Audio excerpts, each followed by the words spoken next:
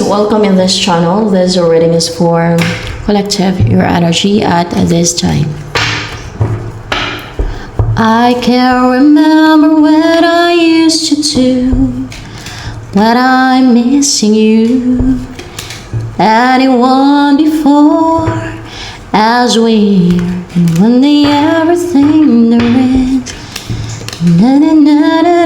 we missed.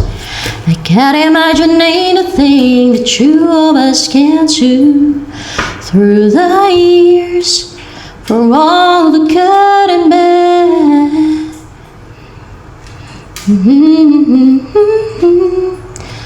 The greatest days I found right here with you through the years, forever, every day. You kiss my tears away. As long as it's okay, I'll love you through the years. Merong natanggal sa mga spiritual attacks and mga betrayals. Yung nakapanakit sa'yo, mga, alam mo, atake patalikod. Yung mga ganyan, hindi mo nakikita mga attacks. Mga ganyan. Like arrows, tanic arrows, evil, negative, no? And you're in separation right now with what? With this person na nag-recover na siya sa like anxiety or yung pag-overthink. Panatag na yung isipan nito, taon to. Nakatulog na siya na mahimbing. Or nag-umpisa na matulog na mahimbing. Hindi na siya balisa. Ibig sabihin wala na ding attacks sa isipan niya o nag-recover siya. Actually, you're stagnant right now. Ibig sabihin, para ka na-trap at stagnant. Or, possible, pwede yung connection ng person mo stagnant. More clarification of the hangman here. So,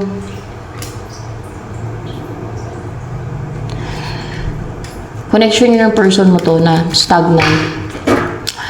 Hindi pa kayo nagkikita, hindi pa kayo nabubuo, still, wala pa na kompleto sa inyo. Kasi, napastagnant. You're strong and powerful your personality, more respected, brave, stable yung mind mo, you're in command, wise, a boss, or someone na wala makadikta ano yung gagawin mo. Kahit through spiritual, hindi ka nila mautusan. Alam mo yung mga spiritual attacks? Hindi ka nila mautusan, hindi ka nila mapasunod. You're in control of your own thoughts, emotion. Yun nga lang, hindi ka ganun ka-positive ngayon. Hindi ka ganun ka-active and goal-driven kasi stagnant ka. Or it's because possible napiktuhan ka kasi stagnant yung connection niyo ng person mo. So, sino ba yung person mo na stagnant ang connection niyo? And separation kayo.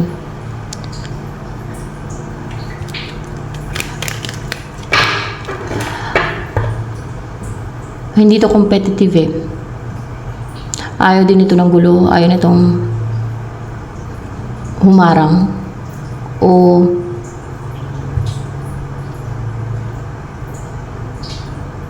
humadlang sa goal siguro ng iba o sa happiness ng iba. Sabihin matinong utak niya, no? At possible din na gusto niya makapagbati sa'yo. More clarification with this 5 of Wands in reverse. Kasi gusto niya mag-raise na makipagbati sa'yo.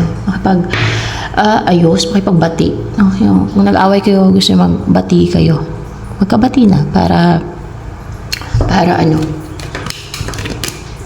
Para makarecover na din siya sa sadness, sa yung buhay ba na hindi siya contented kasi wala ka sa buhay niya. Yan. Kasi meron kayong nakaraan yan eh. You're in separation kaya malungkot siya. So, gusto niya makarecover sa kalungkutan. And may nalaman tong deceit. May nalaman siya na sekreto, hidden. na ginawa ng mga kaaway, hidden enemies, na parang nilagyan ng illusion, deception, merong illusion, deception, lies na namamanipulate sa isipan ninyo both, na nag-separate sa inyong dalawa. O kaya, until now, you're in separation kasi possible mga ritual, no? Witchcraft, number 1 yan. Any type of witchcraft o mga orasyon na unite sa isip ninyo, na yun na yung nag-control at ang manipulate sa inyo. Kung kaya until now, you're in separation. Or kung bakit kayo na-separate. So, ano yung messages sa'yo ng person mo na to na magte-take ng risk sa'yo? Ikaw talaga yung pag iniisip niyo yung future with you, yung future, yung asawa ka niya, kung babae ka, mabuntis ka, o kung siya yung babae, di siya mabuntis, no? Kung sino yung babae sa inyo, na magkaanak kayo, ganun, may anak kayo, ikaw yung, parang pinapangarap niya, gusto niya talagang maging asawa. Attracted daw talaga siya sa'yo, no? And,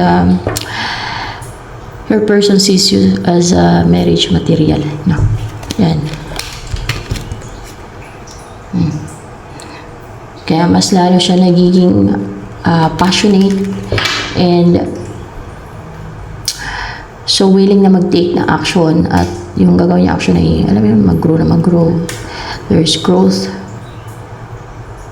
Kung sa communication, tuloy-tuloy ang communication nyo hanggang mag-grow yung connection nyo, relationship nyo. At ano yung gusto niyang mangyari? Anong gusto niyang mangyari na itong person mo na ito na mag-release?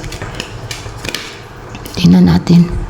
May gusto siyang maghiwalay, na ma-separate.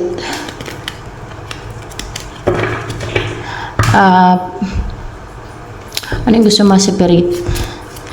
Mag-lover siguro.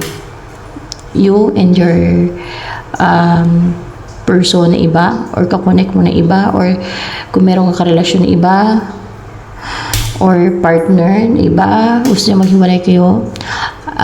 Or else, pwede din na kung ano man tong mahiwalay, no? Pwede din na sumpa, pwede din gano'n, no? Pwede din gano'n. So, ano pa, ang message sa'yo ng person mo na mag-release sa'yo. Importante ka daw sa kanya, talagang malaga ka sa kanya, love ka niya. Pagdating sa'yo, emotional siya. Possible nag-care din siya sa'yo, affectionate siya sa'yo. So, kung kaya, hindi na siya magpapatenga pa. Ikilos na siya. Yun na nga. At mag-erase na siya. Yan. Pero, wala pa naman yung action. Baka yung iba sa inyo ay may action na from your person o nag-erase na. Or yung iba ay baka like, masunod na araw pa. Or mamaya. Or yung iba baka matagalan pa. Hindi ko lang sure. Gagawin niya daw lahat. Gagawin niya lahat. Kompleto na daw ang tools niya para makapag-raise siya. Baga pagkaganto, wala na makapigil sa kanya, wala na makarestrict sa kanya. Wala nang deceit na gagana sa kanya. Wala nang makapigil sa kanya pagkaganyan. Maging focus ng isip niya yung mag-take ng risk na yung kung ano man itong gagawin niya na pag-risk. Yung hindi na siya mag-antay na matingga kakaantay, yung mag-risk na siya. Yan. Hindi na siya mag-aantay ng panahon o mga ilang araw o days or mahabang panahon para mag-risk. Kasi mag-risk na siya. At hindi daw siya mablakan, hindi daw siya mapigilan. More clarification with the Queen of Swords in reverse. Hindi daw siya mapigilan ng mga gustong pumigil sa kanya na mapangasawa ka, no? Na na pwede din na mabigay sa yung komportableng buhay, na maging asawa ka, no? Na yung maging buhay mo sa kanya komportable, secured ka, stable. And Page of Wands in reverse.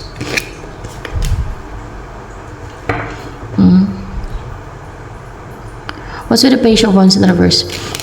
Teka lang ah.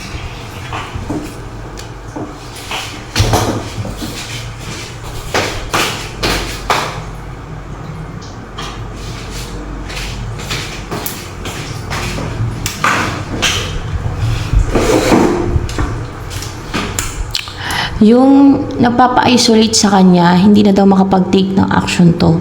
Pero kasing, alam mo, excited pa nga ito eh, and positive and active to na pinapa-isolate nila sa person mo from you. Yung parang ghosting ka ni person mo. So, it's deceit. Yun na nga yung deceit kanina sa muno na nalaman ni person mo. Hindi na daw yan gagana or hindi na tatalab or ano ba yung term dyan. Hindi na makapaminsala, hindi na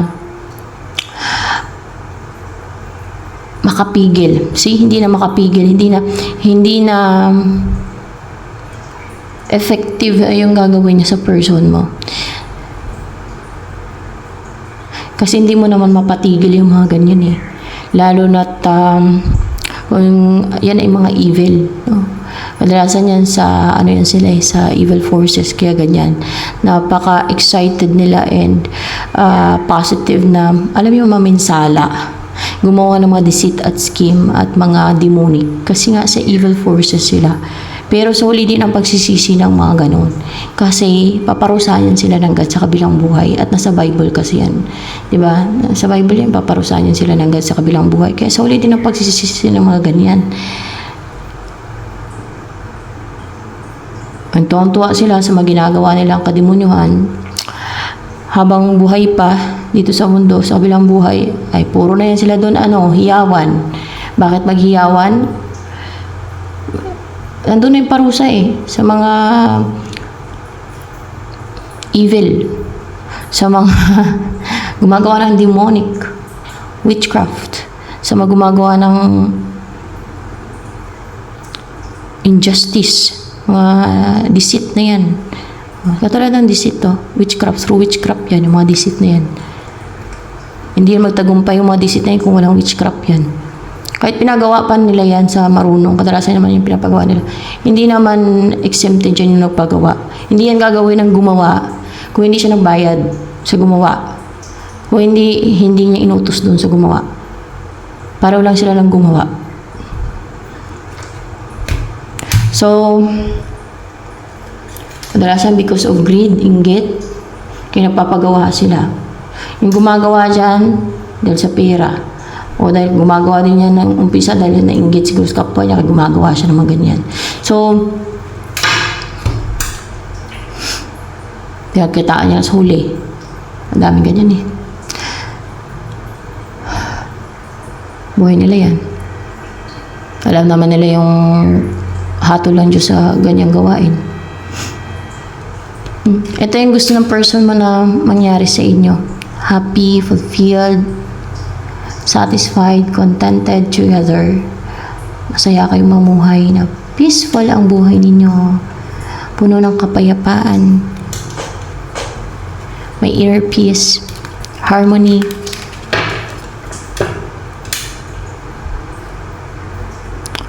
Alam mo, magiging fulfilled at tunay na masaya si person mo pag napakasawa ka na niya. Magkasama ka na niya kasi mahal ka niya. Kasi fulfilling talaga yung pakiramdam pag yung kasama mo araw-araw. O tingin ko lang, pag kasama mo araw-araw ay yung taong mahal mo talaga. Kaso lang hindi lahat ay lucky na yung mga kasama nila ay yung taong mahal nila talaga. No, di ba? Kasi, because of the deceit din kasi sa mundong to. Kaya ganun. Ay, wow, guys.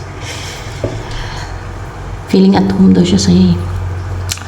At, ang gusto niya yung mamuhay ko na There's harmony, balance, at home kayo sa isa't isa.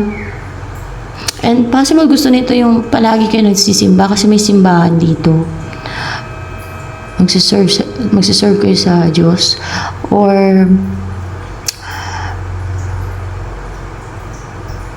yung peaceful ang inyong buhay, pagsasama ninyo, yan ang gusto niya. And magaan yung loob ninyo sa isa't isa. At tunay yung pag-ibig, na alam niyo, ramdam niyo yung spiritual connection talaga sa isa't isa. You're connected spiritually, energetically, as mag-lover, as mag-partner. So, ayan guys. Ano naman ang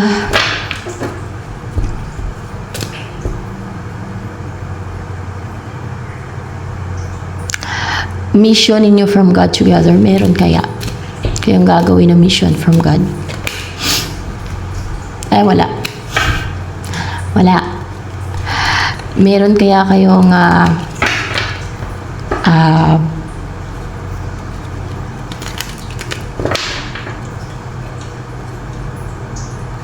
meron kayang purpose ang God sa inyo kung kaya kayo pagsamahin?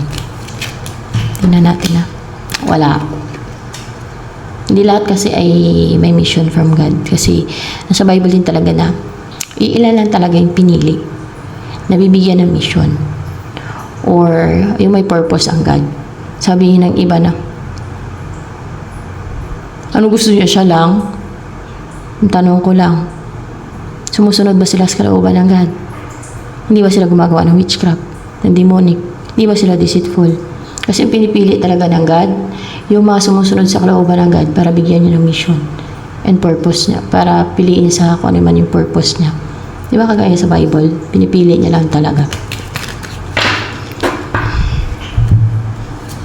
Kagaya kay Noah, yun ang pinili niya. Yun ang sinave niya lang at family ni Noah. Kasi yun lang sumusunod sa kalooban niya eh. Yun lang, wag ka na nga sabi.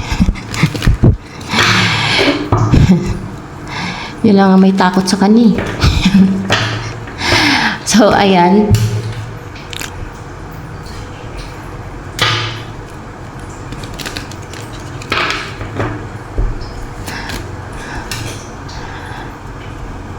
Ano ang sisimula ninyong buhay kaya? No, kasi wala naman. At least malaya kayo na hindi kayo nakatali sa mission or purpose ng God sa inyo. Diba, ma-enjoy nyo na ang buhay, at masaya kayong magkasama, no? Araw-araw, ganun. At ang sisimulan ninyong buhay na yung alam niyo, nagtutulungan, there's collaboration sa mga ano to, mga cold, parang walang puso, walang habag na mga klase ng tao to. Ano ginagawa nila? Yung pagsipirahin kayo, mabubuwag yan. O kasi, kahit mabubuwag, kasi magsasama na kayo eh. Para maging mailap kayo sa isa't isa. Yung mga gumagawa ng deceit sa inyo, maging cold sila, mga cold yan eh. Maging cold sila kasi, at hindi na din magtulong-tulungan kasi magsama na din kayo eh. Wala na din eh. Kasi, nung hiwalay kayo, parang pinagtulungan nila para hindi kayo mabuo, hindi kayo mag-build ng strong bond, para maging mailap kayo sa isa't isa. Para layuan nyo isa't isa, para matakot kayong lumapit sa isa't isa, para matakot kayong kontakin yung isa't isa. Bakit nila ginagawa yan? Tanong natin, mission nila kay Satanas yan? Hindi. Hindi dahil sa mission nila kay Satanas yan kung bakit nila ginagawa yan. Dahil because of greed? Hindi din. Nainggit? Because of inggit na inggit? Oh? When there is envy or yung inggit, kung tinatawag sa Tagalog na inggit, there is evil. So, itong mga tao na to, evil yan sila.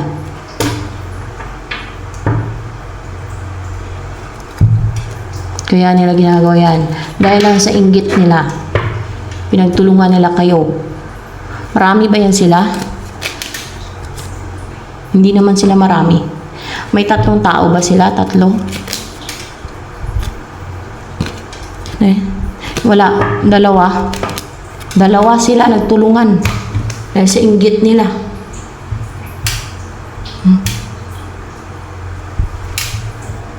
Ano ang tingin nilang mangyari sa kaluluwa nila dahil sa ginagawa nilang deceit na yan? Ano ang tingin nila? Pagpasensya na lang ng Diyos. Hindi bibigyan ng hustisya ng Diyos yung ginawa nila sa inyo. So, ayan. So, ito na lamang for collective reading.